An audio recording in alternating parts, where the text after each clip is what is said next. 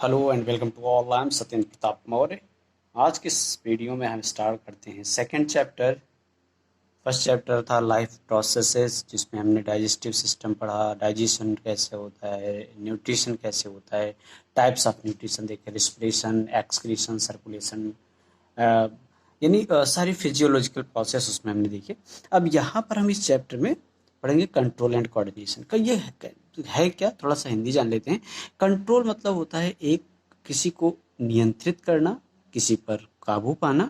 Coordinate मतलब होता है तालमेल रखना या समन्वय रखना। समन्वय मतलब कहते हैं ना कि आप हमें थोड़ा सा कोऑर्डिनेट करिए, या मतलब कोऑपरेट करिए, कोऑर्डिनेट करिए, यानी आप तालमेल रखिए एक दूसरे से।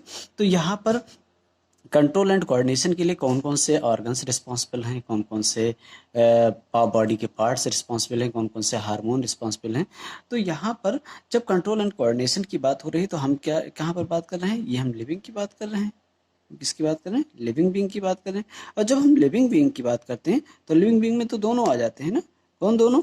ये हमारे प्लांट्स भी आ जाते हैं और एनिमल्स भी आ जाते हैं। तो प्लांट्स भी क्या कंट्रोल एंड कोऑर्डिनेट करते हैं? हाँ, बिल्कुल करते हैं, क्योंकि वो लिविंग हैं, तो इसलिए कंट्रोल एंड कोऑर्डिनेशन वो भी करते हैं। All the living organism respond and react to changes in the environment. यानी किसी भी मतलब अपने रिस्पॉन्ड करना, रिस्पॉन्ड एंड रिएक्ट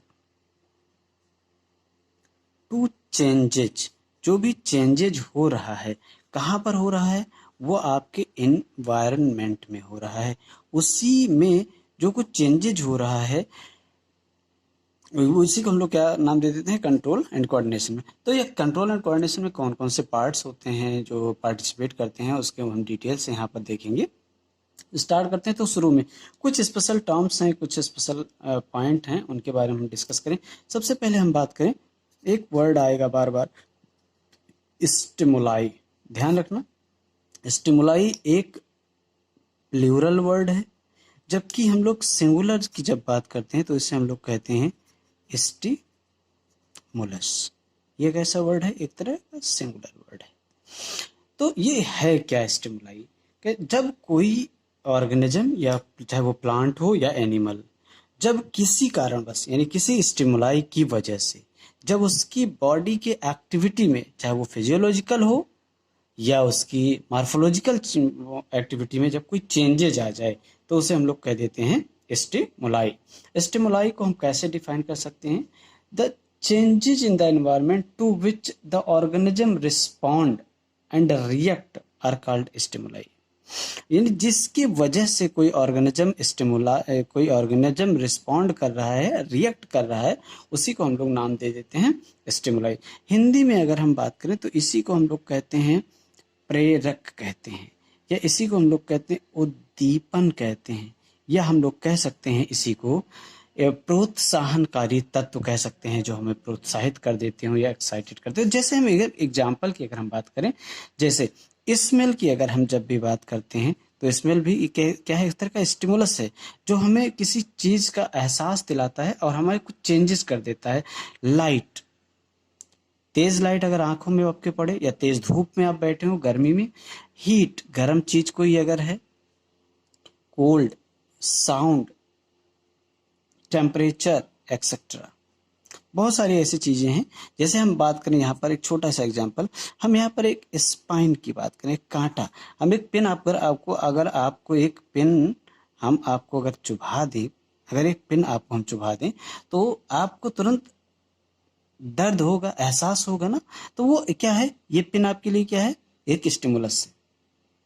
अब यहाँ पर हमने जैसे कि बताया, दोनों प्लांट्स और एनिमल्स दोनों रिस्पॉन्ड करते हैं या रिएक्ट करते हैं। तो हम यहाँ पर एक एक को पढ़ेंगे। पहले हम एनिमल्स के बारे में पढ़ लेते हैं कि कौन कौन से पॉइंट यहाँ पर इम्पॉर्टेंट होंगे। तो जब हम शुरू करते हैं तो हम यहाँ पर नर्वस सिस्टम की बात करते हैं। उससे पहले हम यहाँ पर एक और बात बता दें आपको कि ह्यूमन बीइंग की जब भी बात आती है तो कुछ स्पेशल रिसेप्टर्स की बात करते हैं हम लोग। किसकी बात करते हैं? रिसेप्टर्स की बात करते हैं, क्योंकि कंट्रोल कोऑर्डिनेशन है तो रिसेप्टर्स होंगे। रिसेप्टर, अब ये है, नाम से पता चलता है, अगर आप थोड़ा सा पकड़ने का प्रयास करेंगे तो रिसेप्टर मतलब होता है रिसीव करने वाला। ये आर लगा है, ओ आर लगा है, मतलब अर लगा है। रिसेप्टर क्या है? तो रिसेप्टर की अगर हम बात करें, these are specialised tips of some nerve cell हों या इन्हीं को हम लोग कहते हैं न्यूरॉन कहते हैं, दैट डिटेक्ट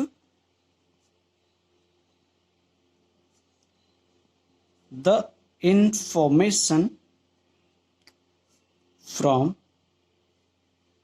द इन्वायरमेंट, यानी अपने चारों तरफ से, अपने आसपास की चीजों से किसी भी सूचना को डिटेक्ट करके, पहचान करके आपकी बॉडी तक पहुंचा देना, वो क्या होते हैं? रिसेप्टर्स होते हैं।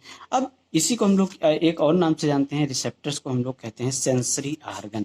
इन्हीं को और क्या कहते हैं? इन्हीं को हम लोग कहते हैं सेंसरी ऑर्गन। अब आप समझ गए होंगे सेंसरी ऑर्गन्स की जब मैंने बात की। तो sensory organ in human being की अगर बात की जाए तो 5 सेंसरी ऑर्गन आपने बचपन से आपको बताया जाता है, आपने नाम सुना होगा। बस यहाँ पर हम एक बायोलॉजिकल टर्म्स की बायोलॉजिकल टर्म यूज़ करेंगे, हम स्पेशल साइंटिफिक वर्ड जो होगा उसका यूज़ करेंगे। तो जैसे हम सबसे पहले बात करते हैं कौन सा रिसेप्टर, हम सबसे पहले बात करते हैं फोटो रिसेप्टर, दूसरा होगा फोनो रिसेप्टर, तीसरा होगा आपका ऑल फैक्ट्री रिसेप्टर। रिसेप्टर सब में लगा है, यानी कोई ऐसे स्पेशल न्यूरॉन के टिप हैं जो किसी मैसेज को रिसीव करने का काम करते हैं, एक रिस्पॉन्सिबिलिटी निभाते हैं। चौथा जो होगा वो भी हम लोग उसे कहते हैं गैस्टेटरी, गैस्टेटरी भी कहते हैं, गैस्टेटरी रिसेप्टर्स। और सबसे लास्ट में हम बात करते हैं स्किन की, अगर हम बात करें तो उससे हम लोग कहते हैं थर्मो रिसेप्टर्स। अब यहाँ पर एक बात आप बस देखते चले जाएंगे, समझ में आता चला जाएगा। फोटो मतलब होता है लाइट, फोटो मतलब होता है लाइट। तो लाइट को कौन डिटेक्ट करता है? लाइट को आई डिटेक्ट करती है, आईज। फोनो मतलब होता है साउंड, फोनो मतलब होता है साउंड। और साउंड को कौन डिटेक्ट करता है? तो साउंड को डिटेक्ट करता है air.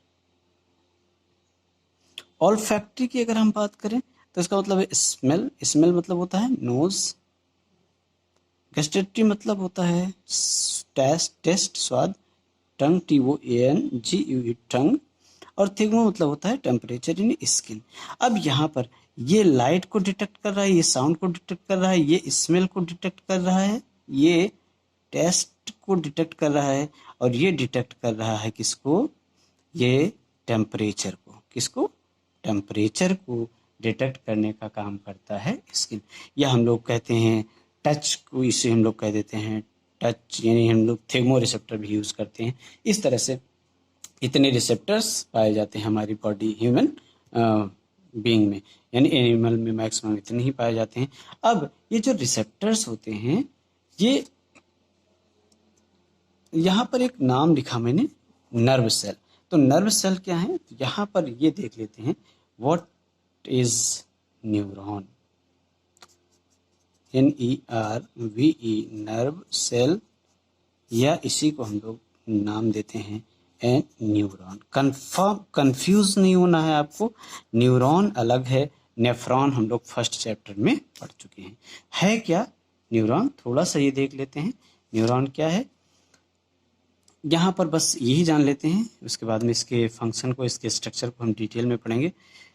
It is the smallest structural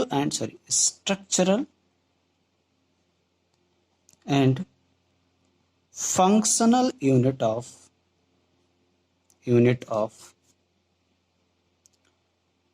nervous system। Nervous system की सबसे छोटी सी इकाई है कौन? न्यूरॉन या नर्व सेल कहते हैं। दूसरी सबसे इंपॉर्टेंट बात, लार्जेस्ट, सबसे अलग कलर से हम लिख रहे हैं, आप याद रखेंगे इसे, largest cell in human being. अगर आपसे एनिमल या ह्यूमन बीइंग में लार्जेस्ट सेल आपसे कोई पूछे तो आप बताओगे नर्व सेल, इसी को हम लोग न्यूरॉन कहते हैं। इसके स्ट्रक्चर को, इसके डिटेल को हम नेक्स्ट पार्ट में या इसके नेक्स्ट वीडियो में देखते हैं, क्या इसके स्पेशल फंक्शन हैं, क्या इसका स्ट्रक्चर कैसा है। तब तक के लिए आई होप आपको वीडियो पसंद आया होगा। कोई प्रॉब्लम होती है तो आप ज़रूर बताएंगे। मिलते हैं नेक्स्ट वीडियो में। Thanks for watching the video. तब तक स्वस्थ रहें, मस्त रहें।